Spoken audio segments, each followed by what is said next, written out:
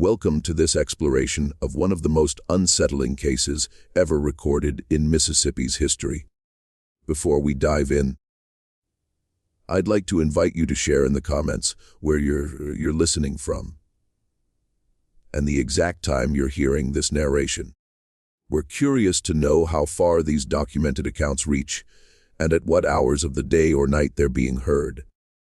In 1855, the Mississippi Delta stretched endlessly beneath a crushing summer heat, where cotton fields whispered secrets that the wind carried across plantation grounds. Magnolia Ridge estate stood like a monument to Southern prosperity, its white columns gleaming against Spanish moss that draped from ancient oak trees like funeral shrouds. What happened within those walls on the night of August 14th would forever stain the red clay soil of Tunica County. The bride's name was Charlotte Evangelene Whitmore, 23 years old, daughter of tobacco merchant Edmund Whitmore from Natchez. Her groom, plantation owner Nathaniel Augustus Peaton, was 41, a widower whose first wife had died in childbirth 3 years earlier.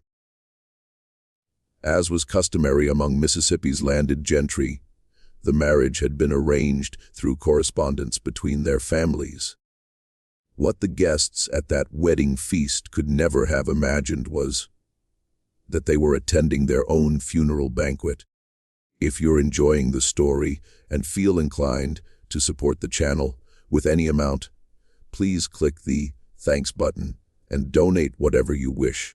This truly helps the channel continue posting new stories.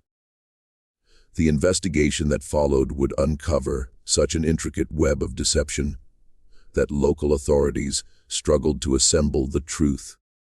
Court records from the Tunica County Courthouse, many damaged during the Civil War but partially preserved in state archives, paint a picture of a celebration that began with Southern grandeur and ended in unspeakable tragedy.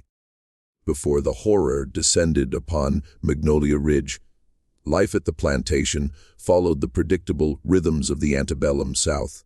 Nathaniel Peaton had inherited the estate from his father in 1848, along with nearly 200 enslaved workers and 3,000 acres of prime cotton land. The main house, built in the Greek Revival style, boasted 12 rooms and a sweeping veranda that overlooked the Mississippi River.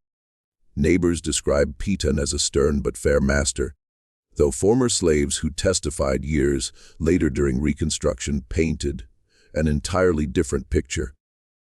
Charlotte Whitmore had arrived at Magnolia Ridge 2 weeks before the wedding, accompanied by her personal maid and a trunk containing her trousseau.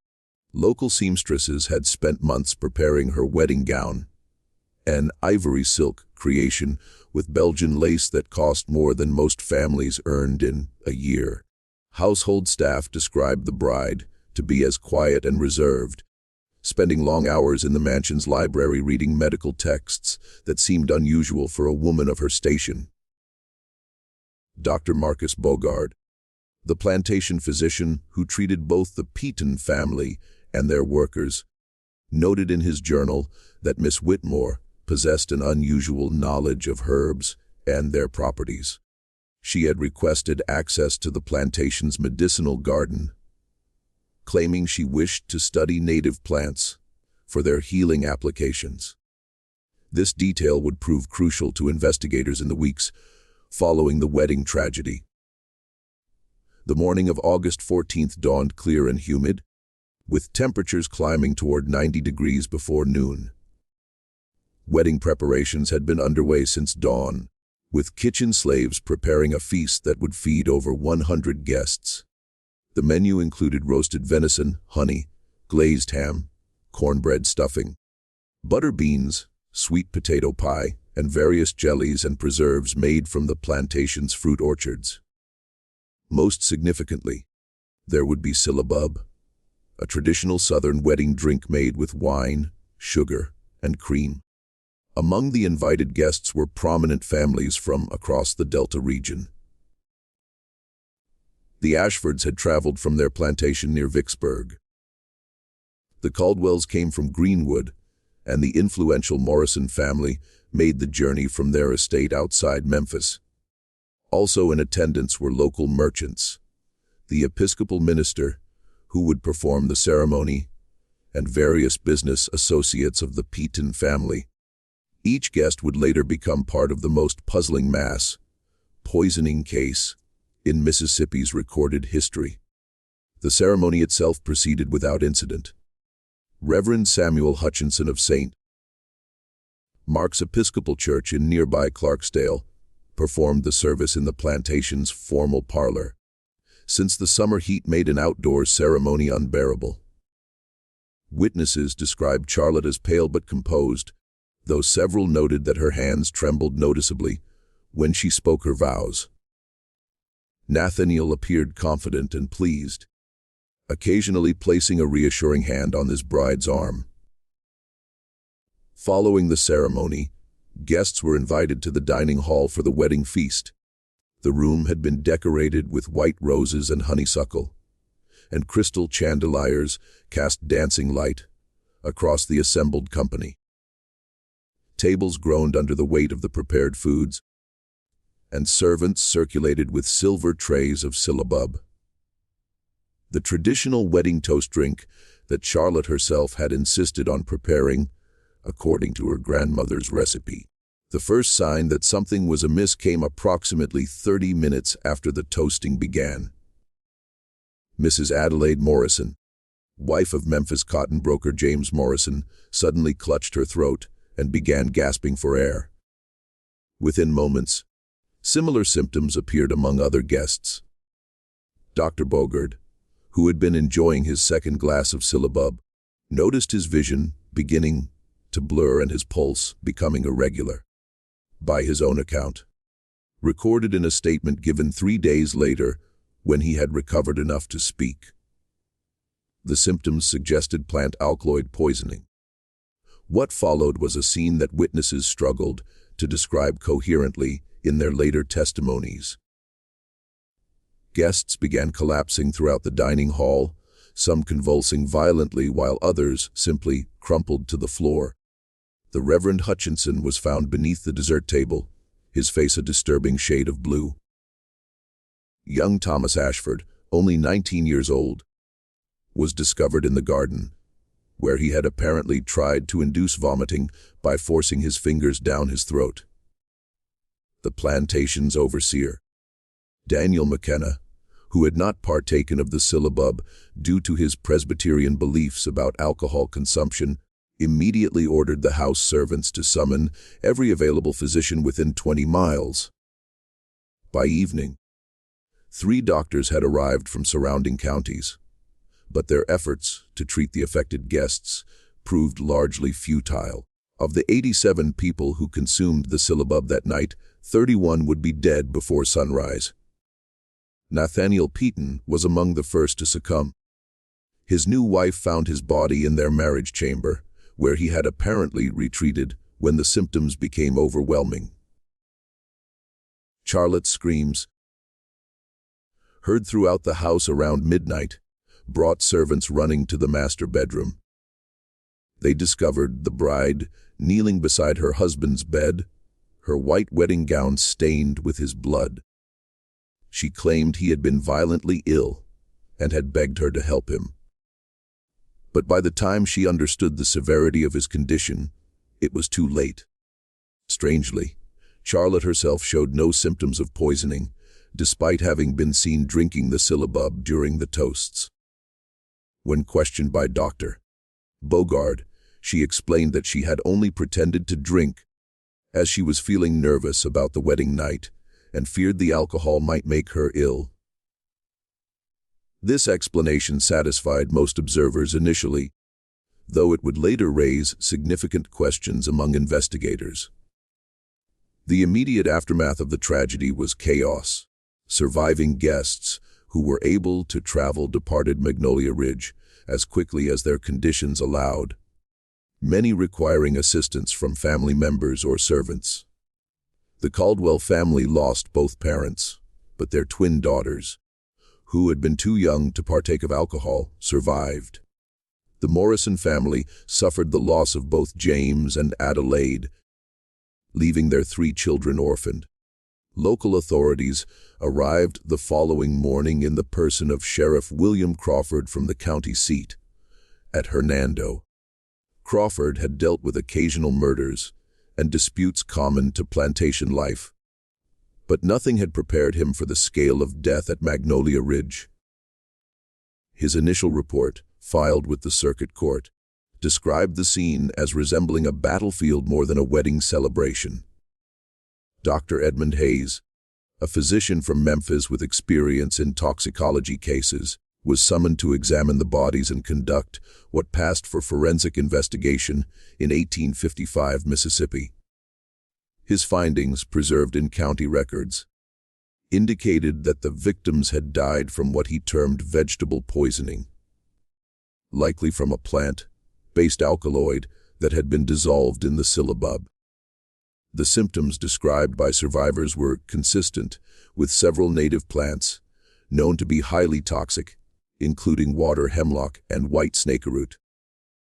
The investigation took a significant turn when servants reported that Charlotte had spent considerable time in the kitchen on the morning of the wedding, claiming she wanted to personally oversee the preparation of the syllabub. Kitchen staff testified that she had brought her own ingredients, including what she described as a special honey from her family's apiary in Natchez. More troubling was the testimony of the head cook, an enslaved woman named Celia, who stated that Charlotte had insisted on being alone while she mixed the final batch of the wedding drink. When confronted with this evidence, Charlotte maintained her innocence while expressing profound grief over the loss of her husband and the other victims. She claimed that her presence in the kitchen had been motivated by a desire to honor family tradition and ensure that the syllabub was prepared exactly as her grandmother had taught her. The honey, she insisted, had been a wedding gift from her father and was intended to make the drink particularly special for the occasion. However, Dr. Hayes's investigation of Charlotte's belongings revealed several concerning items. Hidden in a small compartment of her travel trunk were dried plant specimens that he identified as water hemlock root, along with a mortar and pestle that showed traces of ground plant material. Also discovered were several letters from her father that suggested the Whitmore family's financial situation was far more precarious than they had led the Pitons to believe. The motive for the poisoning began to emerge as investigators delved deeper into the circumstances surrounding the arranged marriage. Edmund Whitmore's tobacco business had been failing for several years due to poor harvests and mounting debts. The marriage to Nathaniel Piton represented not just social advancement for his daughter, but potential financial salvation for his family. Under Mississippi law, Charlotte would inherit her husband's estate if he died without children from his first marriage. What investigators discovered was that Nathaniel's first wife had indeed died in childbirth, but the infant had survived and was being raised by relatives in New Orleans. This fact had been concealed from the Whitmore family during marriage negotiations, as Nathaniel feared it might complicate the arrangement. If Charlotte had learned of the child's existence, she would have known that her inheritance rights were not as clear as she might have believed. The case took another dramatic turn when investigators interviewed Dr. Bogard more thoroughly about Charlotte's interest in medicinal plants. He revealed that she had asked specific questions about dosages and the effects of various toxic plants on the human system. She had claimed to be researching traditional remedies for common ailments, but her questions had focused specifically on plants that could cause rapid death when consumed in sufficient quantities. Sheriff Crawford's investigation also uncovered evidence that Charlotte had made inquiries about the guest list for the wedding. specifically asking which families would be attending and whether children would be present. When told that most guests would be adults and that children would not partake of alcoholic beverages, she had seemed relieved. This suggested to investigators that she had planned the poisoning carefully to avoid harming young people, while maximizing the impact on adult witnesses to her husband's death. The most damning evidence came from an unexpected source. Reverend Hutchinson, who had survived the poisoning but remained gravely ill for weeks, had managed to write a brief note before losing consciousness on the night of the wedding. In his final moments of clarity, he had observed Charlotte in the dining hall during the height of the crisis, and his note described her behavior as unnaturally calm for someone witnessing such horror. He wrote that she had moved among the dying guests with what appeared to be clinical interest rather than grief or shock. As the investigation progressed, a clearer picture emerged of Charlotte's character and motivations. Former slaves who had worked in the Whitmore household described her as intelligent but cold, with a fascination for chemistry and medicine that was unusual for women of her social class. They recalled incidents where small animals on the plantation had died mysteriously after Charlotte had been experimenting with various plant preparations. The formal charges against Charlotte Evangelene Whitmore were filed in September of 1855. She was accused of first-degree murder in the death of her husband and 30 counts of additional murder for the other victims. The trial was scheduled to be one of the most significant criminal proceedings in Mississippi's antebellum history, drawing attention from newspapers across the South. However, justice would prove elusive. On the night before jury selection was to begin, Charlotte was found dead in her cell at the Tunica County Jail. The official cause of death was listed as suicide by hanging, though several suspicious circumstances surrounded her demise. The rope used had been braided from threads pulled from her dress, but investigators noted that the knots showed a sophistication that seemed beyond what a distraught woman might accomplish. More puzzling was the discovery of a small vial hidden in Charlotte's cell containing traces of the same plant alkaloid that had killed the wedding guests. How she had obtained this substance while in custody was never determined, leading some to speculate that she had accomplices who helped orchestrate her death to prevent embarrassing revelations during the trial. The aftermath of the Magnolia Ridge, a tragedy haunted Tunica County for generations. The plantation itself was sold to pay debts and satisfy wrongful death claims from victims' families. The main house stood empty for several years before being purchased by a family from Tennessee, though they never felt comfortable living there and eventually demolished the structure in 1868. Local folklore developed around the case, with some claiming that Charlotte had been involved in witchcraft or had made a pact with evil forces. These supernatural explanations were likely attempts to make sense of a crime that seemed almost incomprehensibly calculated in its cruelty. The reality was probably more mundane, but no less chilling. A young woman driven by desperation and greed had committed mass murder with scientific precision. The investigation files were eventually transferred to Jackson when Mississippi established its state archive system. But many documents were lost during the Civil War when Union forces occupied the capital. What remains provides a fragmentary but disturbing glimpse into one of the Antebellum South's darkest chapters. Dr. Hayes's final report, completed months after Charlotte's death, concluded that she had likely been planning the poisoning for weeks before arriving at Magnolia Ridge. The quantity of toxic plant material found in her possession suggested she had prepared enough poison to kill, far more than the number of actual victims. His analysis indicated that only the guests' varying body weights and the uneven distribution of the poisoned syllabub had prevented an even greater catastrophe. The case influenced Mississippi's legal system in unexpected ways. Recognizing the difficulty of investigating such complex crimes, the state legislature eventually passed laws requiring better documentation of suspicious deaths and establishing protocols for handling mass casualty events. These changes would prove valuable during the yellow fever epidemics that periodically devastated the Mississippi River Valley. Families of the victims struggled with the aftermath for years. The Morrison children were eventually taken in by relatives in Virginia, while the surviving Caldwell twins were raised by their maternal grandparents.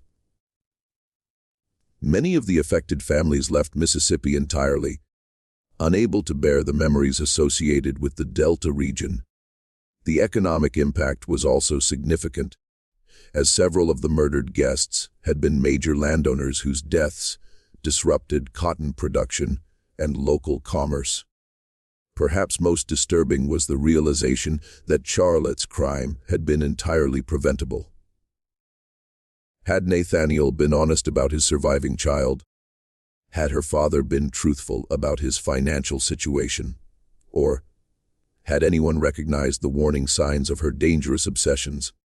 32 people might have lived to see another sunrise. Instead, a web of deception and social expectations had created the perfect conditions for tragedy. The medical community also learned from the case. Dr. Hayes published a detailed analysis of plant poisoning symptoms in a medical journal, helping other physicians recognize and treat similar cases. His work became a standard reference for toxicology studies throughout the 19th century. Though he always expressed regret that his knowledge had come at such a terrible cost. Archives from the period suggest that there may have been other suspicious deaths connected to Charlotte Whitmore. A review of mortality records from Natchez during the year before her marriage revealed several unexplained deaths among elderly residents who had been patients of a local healer, matching Charlotte's description. However, these connections were never formally investigated, leaving questions that will likely never be answered. The broader social implications of the case resonated throughout Mississippi society. The idea that a refined young woman from a respected family could commit such calculated murder challenged assumptions about feminine nature and social class. Newspaper editorials from the period struggled to explain how someone who appeared to embody Southern womanly ideals could harbor such deadly intentions.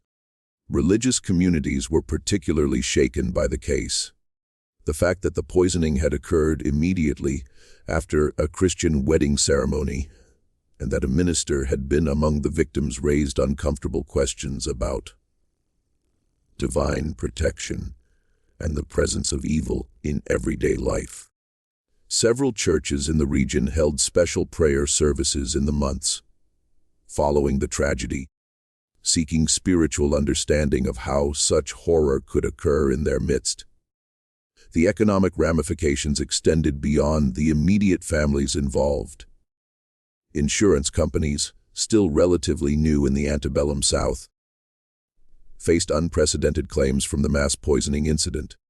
This led to more stringent policies regarding coverage for violent deaths and helped establish precedents for handling large-scale casualty events that would influence the industry's development for decades.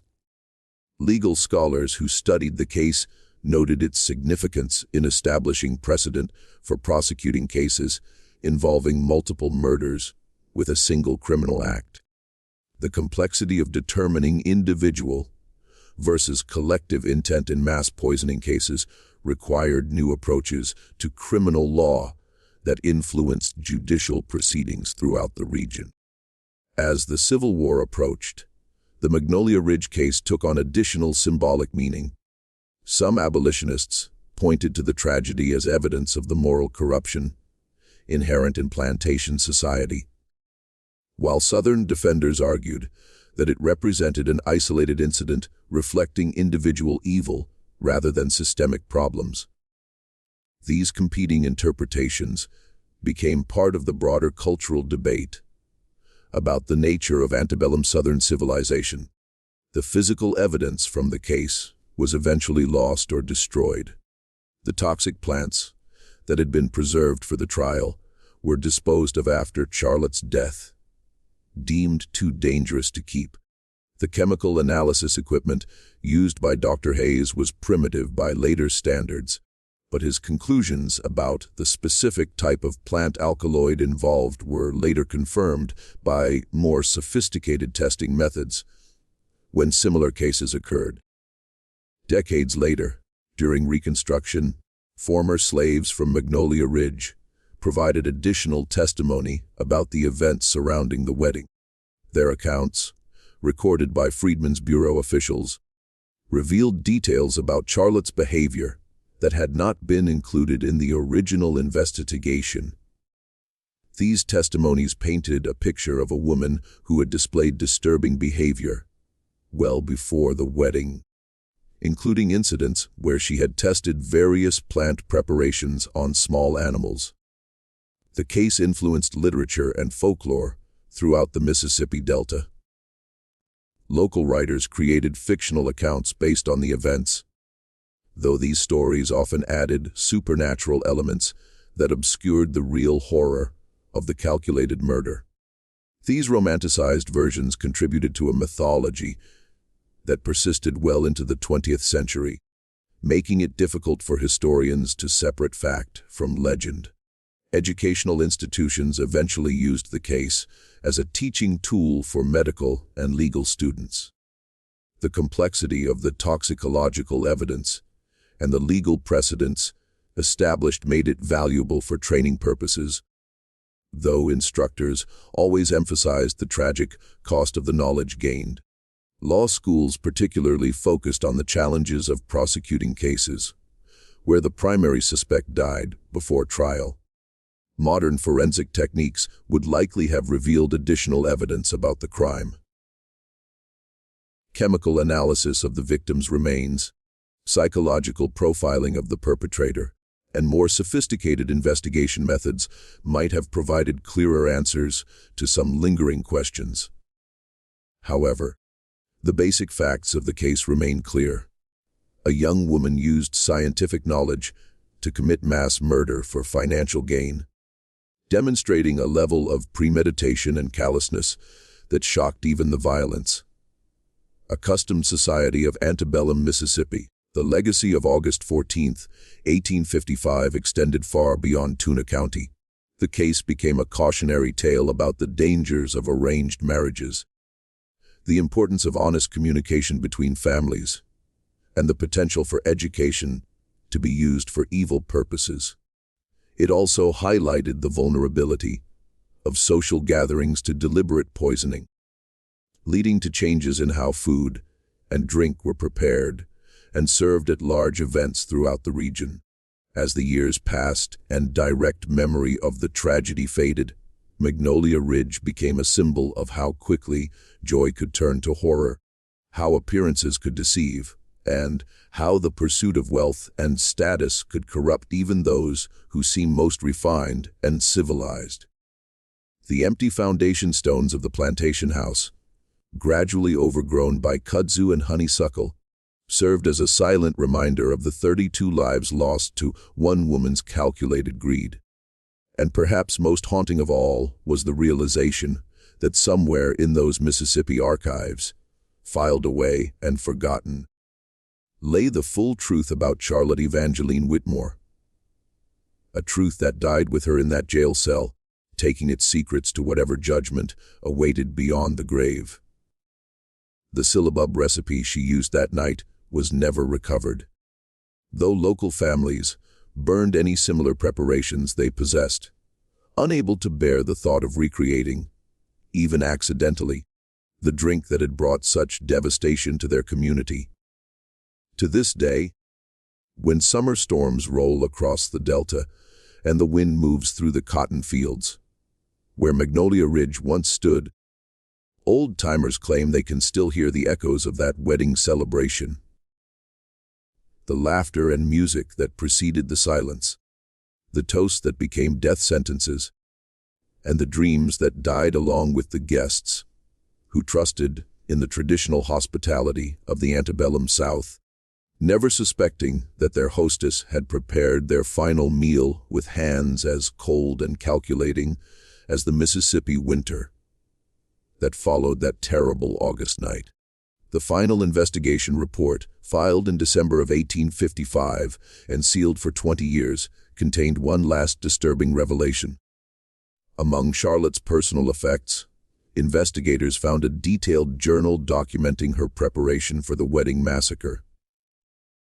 Written in a careful, almost clinical hand, the entries revealed the full extent of her planning and the chilling rationality behind her actions. The journal entries began 3 months before the wedding, shortly after the marriage arrangement had been finalized. Charlotte had systematically researched the guest list, noting which families held significant wealth and which individuals might pose threats to her future inheritance claims. She had calculated dosages based on estimated body weights and had even practiced her poison preparation techniques on stray cats around the Whitmore property. Most shocking was her contingency planning. The journal revealed that if the mass poisoning had failed to kill Nathaniel, she had prepared additional methods to eliminate him over the following weeks.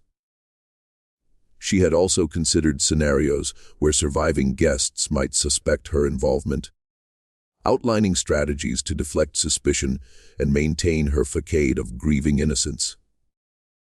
The final entry, written on the morning of her wedding day, contained a single chilling line: "Today I become a widow and an heiress. History will remember this day, though not as I will tell it." Sheriff Crawford made the decision to permanently seal these records, believing that the full details of Charlotte's planning were too disturbing for public consumption. The families of the victims were informed only that conclusive evidence had been found confirming her guilt, sparing them the knowledge of how methodically their loved ones had been selected for death. The case officially closed in 1856 with Charlotte's death, though questions lingered in the minds of those who had lived through the horror. The Tunica County Courthouse eventually burned in 1873, destroying most remaining physical evidence from the investigation. The few surviving documents were transferred to state archives, where they remained largely forgotten until historian Dr. Margaret Thornton discovered them in 1962 while researching antebellum crime patterns. Dr. Thornton's subsequent academic paper, published in 1964 in the Journal of Southern Historical Studies, brought renewed attention to the case, but failed to resolve its remaining mysteries. Her research confirmed the basic facts, but was unable to locate any surviving descendants of the key participants who might provide additional insights. The land where Magnolia Ridge once stood was eventually converted to cotton fields during the agricultural mechanization of the early 20th century. Local farmers occasionally turned up fragments of china or pieces of iron from the original plantation infrastructure, but these artifacts were typically discarded as worthless remnants of a past best forgotten. In 1968, the Mississippi Department of Archives and History conducted a final review of the case files before transferring them to permanent storage. Their conclusion was that the Magnolia Ridge wedding massacre represented one of the most calculated mass murders in American history, notable for both its premeditation and the social status of its perpetrator. The reviewing historians noted that Charlotte Evangelene Whitmore had exploited the social conventions of her era with deadly efficiency. Her apparent refinement and education had provided perfect cover for her murderous intentions, while the arranged marriage system had delivered her victims directly into her hands. The case served as a dark reminder that evil could wear the most civilized of faces. Today, the site of Magnolia Ridge lies beneath a soybean field off Highway 61, unmarked except for a historical marker placed by the county in 1976. The marker makes no mention of the wedding massacre, referring only to the plantation's agricultural significance in the antebellum period. Local residents rarely speak of what happened there, and many newcomers to the area remain unaware of the tragedy that once stained that particular stretch of Mississippi soil.